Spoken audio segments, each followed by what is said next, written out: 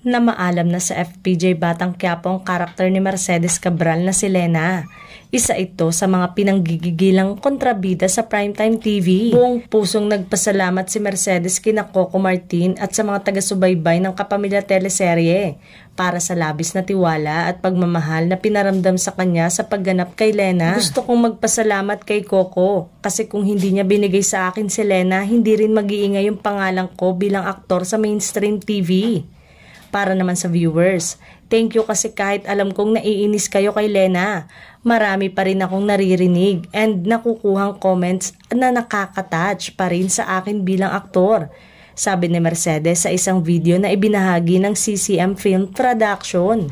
Inamin naman ni Mercedes na mamimiss niyang kaeksena ang kanyang co-star lalong-lalo na sina Cherry Pie at Direk Joel Lamangan dahil hindi niya inakalang ganong kaganda ang magiging chemistry nila.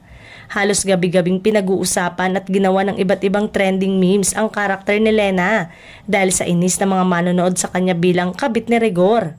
Naging instant hit si Lena at pinuri naman si Mercedes sa husay niya sa pag-arte.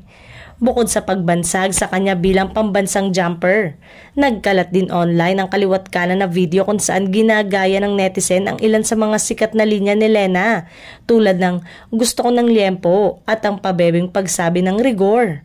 Samantala, ayon sa source, malapit nang matapos ang naturang serye ni Coco Martin.